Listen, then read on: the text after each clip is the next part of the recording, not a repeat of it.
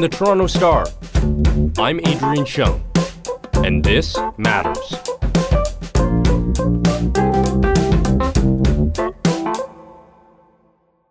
In 2021, going further left or right is popular for political parties. The middle, not so much.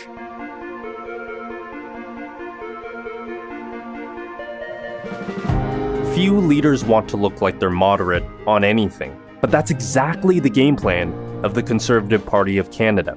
Erin O'Toole, the official opposition leader, made his name off showing his allegiance to the right. He said this about going to the middle in a CBC interview in February 2020 before the leadership race. We have to be conservative. I don't think we go to the middle. I think that's what another opponent in this race will be suggesting, we just go to the slight right of Justin Trudeau. That's not the answer for me. But when you look at his comments on social media and a recent interview with the Toronto Star editorial board, his answers were very different. He's now pitching the party as one that will meet you in the middle. So, what do the Conservatives believe? And for that matter, what is the political middle these days anyway? On This Matters, we're talking to Susan Delacourt, national columnist for the Toronto Star. Susan is among the Star journalists who interviewed O'Toole. We're talking about the middle ground of politics, whether it can win you friends and, more importantly, votes. Hey Susan, thanks for joining the podcast again. Thanks for having me on. Let's start by checking in on the Conservative Party. They occupy sort of a curious space in Canadian politics at the moment.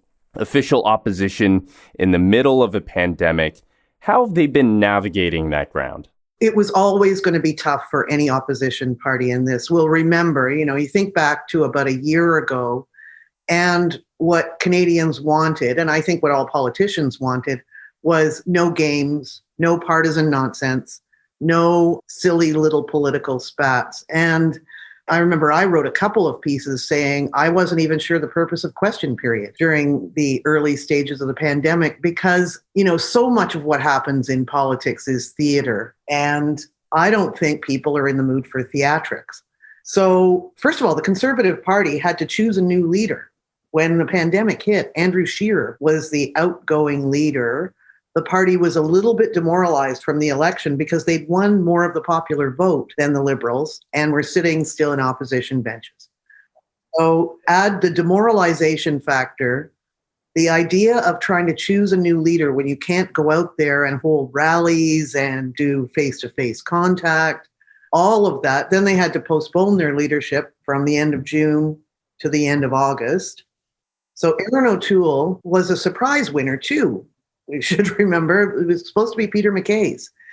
Peter MacKay was going to be the one to bring the party roaring back into competition with the Liberals. To the millions of Canadians that are still up, that I'm meeting tonight for the first time, good morning. I'm Erin O'Toole. You're going to be seeing and hearing a lot from me in the coming weeks and months. So it has been, we always say this in political journalism, it's been a time of change and tumultuous times, but I can't imagine a more difficult time for a political party right now, an opposition party, than what the Conservatives are in right now and have been last year. And for Erin O'Toole specifically, a big part of what he's been doing in the last 6 months since he took leadership is trying to get the attention of Canadians, because name recognition for the general voting public, obviously people have a lot going on right now, but knowing who he is, not a ton of people do, right? No, you remember Andrew Scheer had tried to do that too. I remember he had this television ad. Conservatives have lots of money, so they can afford lots of ads. Andrew Scheer put out an ad in which he was walking around a suburban neighborhood. And I remember in the ad, there were some people who walked by him without saying anything. And I thought, what a perfect description of where the party is now. Erin O'Toole is not known by the general public. Most of the polls show too. There was one in particular I was really struck by. Abacus Data came out with a poll about 2 weeks ago, which we wrote about in our paper, showing that the more people saw of Erin O'Toole, the less they were liking him. And that can't be good. And I don't think it's an accident that he decided to come to the Toronto Star and sit down with the editorial board. Because if you think about what the last couple of months in politics have shown us, is that things are a little wacky on the right side of the political spectrum, up to and including that January 6th storming of the Capitol. And any suggestion that that kind of politics, that populist, hard right, vaccine, virus, COVID hostile crowd is attached to the Conservative Party was suddenly toxic. Erin O'Toole put out a statement saying that he ejected Derek Sloan, who would run against him in the leadership, from the caucus for being too extreme. So he's been trying to rub off the hard right edges of the party more concertedly since the storming of Capitol Hill, for sure. That event just bounced right up across the 49th parallel and at Erin O'Toole's doorstep. And journalists like yourself on the Hill have noticed Erin O'Toole making that shift towards the middle, branding himself as appealing to middle-class voters, however you want to define that, and also trying to appeal to a more centrist kind of politics. And I'm fascinated by this because O'Toole won the Conservative Party leadership by sort of doing the opposite of this. He branded himself as true blue. He said other candidates like Peter MacKay, would move the Conservative Party towards, in his words, the mushy middle. How does he square that with this new direction that he wants to take the party in? Well, it requires a belief in public amnesia, which, that we all forget. Political reporters like me do pay attention to leadership campaigns, but, he was, as you say, very much hard right. Take Canada back. Join the discussion. Join our fight. Let's take back Canada. The social conservatives were a force in that leadership, as they were for Andrew Scheer. And Erin O'Toole did try, as soon as he won, to say, I am pro-choice. No suggestion at all, like during the last election, that Erin O'Toole was flirting with social conservatives because that's how he feels. But that's the awkward spot he's in right now, too. They helped him win. He can't afford to let them go. But it does remind me a lot of Stephen Harper. It really does remind me a lot of. In what way? Well, Stephen Harper was a guy from the GTA, too. I think people forget that. He grew up in Etobicoke and Leaside. And then he moved out to Alberta and kind of got the West religion out there. But Stephen Harper had a massive task of trying to persuade, when he united the old Reform Party with what was then called Canadian Alliance, with the old Conservative Party, his major task was to prove that he wasn't in the sway of social conservatives. So his ingenious idea then was to go libertarian and say, look, we're not going to have any policy on this whatsoever. It was smart, but you can only use that trick once. So Erin O'Toole has to find another way to show that he's a guy from the GTA. He keeps talking about that. Good centrist Ontario fellow who respects, I think he uses that word, I respect those views, but I don't hold them. It's a bit of a rebranding effort, though, right? Compared to the actual leadership race and the way he presented to conservatives. Yeah. Just before, I'm not sure I'm supposed to be saying this, but I'm going to anyway. A few days before the actual leadership vote, somebody I knew in the O'Toole camp shared with me their numbers, the exit polling they'd been doing when people were casting balloting. And it predicted the O'Toole win, but it showed that all the ridings, the Liberal-held ridings, were the ones where Peter MacKay was winning. So Peter MacKay, on paper, was the guy who was going to take on Liberal areas. But this is now some sort of rule of Canadian politics. I'm sure smart minds are working on this somewhere, is that you basically, like in the private sector, you have to niche market yourself to win a leadership, and then you have to mass market yourself to win an election. It's two different skill sets in a way. Yeah, and mass market, I wrote a book on the effects of marketing on politics too, and we really saw this, as you saw in the private sector, people getting more customized just for you products. The politicians were doing the same thing too. And so that's what Erin O'Toole and Justin Trudeau did it too. He niche marketed to all sorts of places. But then you have to flip yourself and be a mass market leader to be taken seriously. You spoke to O'Toole when he was interviewed by the Toronto Star editorial board. What does he think will be the biggest ballot box issue whenever the next election happens? Yeah, that is the question I asked him, and I was intrigued by the answer. First of all, I was intrigued by, he's been saying this sort of vaguely in his year-end interviews, was that he doesn't want an election until the pandemic has died down. But he got way more precise with us at the Star which I found really interesting. He said, until we're in reopening. I don't think we're going to be into reopening for a little while. So to me, that was him ruling out an election anytime before the summer, which, some of us have been saying if enough Canadians are vaccinated by June, that might happen. So not surprisingly, his ballot box question doesn't have much to do with the pandemic. It has to do with after the pandemic. He said the ballot box question is going to revolve around basically who do you trust with the recovery? Justin Trudeau's crazy, spending, wild Liberals, or do you want Canada on a steadier, conservative kind of path? So the strategy is more for a long-term kind of game. They're conceding the current ground to the Liberals of the pandemic, and how do you navigate all of these things? They're going to criticize them, of course, as official opposition does, but they're really thinking about, okay, whenever this ends, that's when we move. Right. I was really struck by the way he framed the next election as a post-pandemic election in terms of timing and in terms of what it's going to be about, which told me they're not ready yet. My colleague, Alex Boudelier, who covers these guys like water, tells me that they're still not ready policy-wise. I think they're probably in good shape for choosing candidates. They certainly have lots of money. So it's not logistics necessarily that's stopping them, but I think it's the frame of mind they want Canadians in, and they want Canadians seeing far down the road.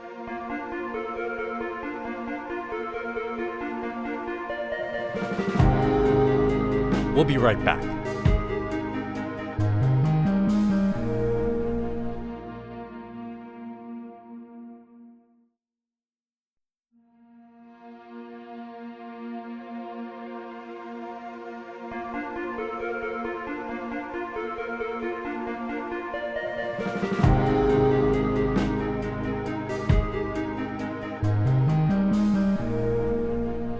I wanted to look even deeper into shifting politics to the middle, because for a Conservative Party in 2021, that's actually sort of a radical thing to do. And when I say that, I'm thinking about how the Republicans in the US and Tories in the UK, they've leaned in more to these hard right populist policies. So at least here in Canada, the Conservative Party, it seems like they're going against the grain there, internationally speaking.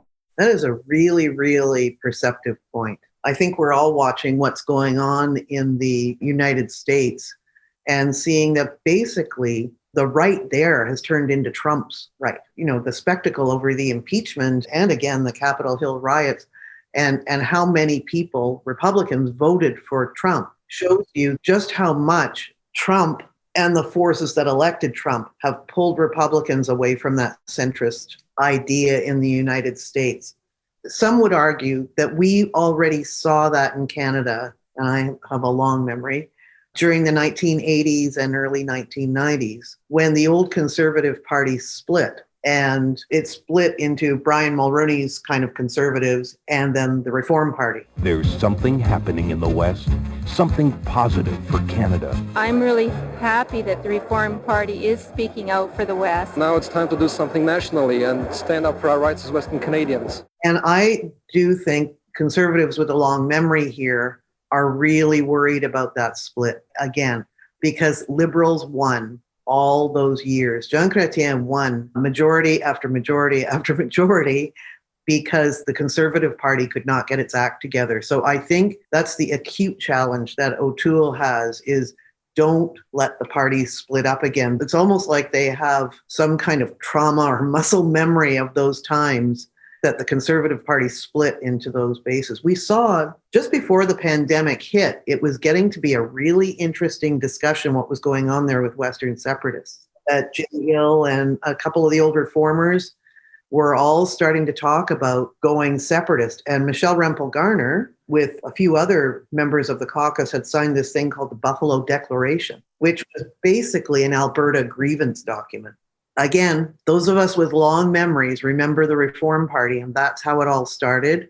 That leads to a split in Conservative ranks. Canada's Conservatives aren't a big enough party to split into two and defeat Liberals. They're just not. So O'Toole's task is to keep everybody together, and that's the Elmer's glue is the middle. And I was playing with some joke for the lead of why did the Conservative leader cross the street to the Toronto Star's editorial board to get to the middle of the road. Yeah, that's true. How do you think the pandemic has changed people's views on the role government plays? I interviewed the Prime Minister about that. A few weeks ago, the Prime Minister did an interview with us, and he said, I thought this was fascinating. He said that he was dispirited after the last election, too. I don't know if you remember. They took a big hit. He did. I talked to one of his friends, actually, early in 2020 as well about this, a close friend of his who's not in politics, not Jerry Butts. But I talked to a close friend of the Prime Minister, actually, a childhood friend of his, who said that he was deeply, deeply reflective after the last election. And he came to a press conference and said, Canadians have given me a lot to think about. So when I interviewed him, I said, what were you thinking about? And he said, I was thinking about how we'd failed to connect with people. Here I was thinking that we had done all kinds of neat stuff in government during the first term, but we had failed to connect with Canadians. And he said it's not the way he would have wished, but the pandemic has actually had the effect of making people realize that the government is a force in their lives, that who we choose actually is a force in our lives. Most of us only have any dealings with the federal government at tax time and what else? Passports. The idea of the federal government in your life is not huge. And Trudeau wanted to change that, and he had failed to do it. But the pandemic has made the government relevant in people's lives. Especially when millions, rather billions, I should say, are being spent in pandemic relief. It has a central part in people's lives now. And as Trudeau points out, I think they've spent 8 out of every $10 spent on pandemic relief has come from the federal government, not the provinces. So this takes us back, though, to O'Toole, because what do conservatives believe in? Small government. Going back to Ronald Reagan, who made the famous joke of the scariest words in the English language are, I'm from the government and I'm here to help. And that's not a joke anymore. That's not funny. I'm here from the government and I'm here to help is actually what got a lot of people through the pandemic. So O'Toole said this, and we went back to clarify it with him, because we asked him several times whether the Conservative Party had changed during the pandemic. And he said, well, look at what we did. We approved billions of dollars of aid. Basically, we just rubber stamped it. That's not a Conservative Party that would do that. They didn't fight over it, and they're not fighting over it now. And Andrew Phillips and I both looped back to it with O'Toole. We're saying, you're saying the Conservative Party is now more open to the idea of the government helping people and the government being in people's lives than it was before the pandemic. And he said yes, which is fascinating. Ultimately, is this the Conservative Party, do you think? They're making the political calculation. They're getting a sense of where the country is at right now. That moving to the middle class, the middle of politics, wins them more votes in the next election, that they become more of a Big Tent party. Is that really what it boils down to? Yes, but I think, without getting too wonky here, we have to distinguish between popular vote and riding votes too. I wrote a piece after they won the election on how they won it. They won that election riding by riding by riding. And they did that with really sophisticated data analysis and pocketed niche kind of appeals. So the Liberals have a very efficient vote. They just know they need enough votes in ridings across the country. The Conservatives won all their votes in places where they were already winning. So when you talk about the middle, you don't think about lots of people. You think about where that vote is spread, the geography of the middle. And the geography of the middle is in Ontario and Quebec. You've got to win one of those provinces. And you've got to come up the middle of a lot of splits in all those ridings across the country too, which is how Justin Trudeau won and how Erin O'Toole intends to win. It's how Stephen Harper won. Susan, it's always great to talk to you. Thanks for making the time. It was very fun. And that is Susan Delacourt, national columnist for the Toronto Star, based in Ottawa. That's it for today. Thanks for listening. This Matters is hosted and produced by me, Adrian Cheung, Saba Aitazaz, and Raju Muthar. Produced and mixed by Sean Pattinen, and our director of programming is JP Fozo. Our show theme music is by So Called, and our episode music is by Mike DeAngelis. We want to hear what stories matter to you. please send us comments, questions, or ideas to thismatters@thestar.ca. Please consider supporting the journalism the Toronto Star newsroom does at thestar.com. And don't forget to subscribe to This Matters on Apple Podcasts, Spotify, or wherever you listen to your favorite podcasts. Let's talk soon.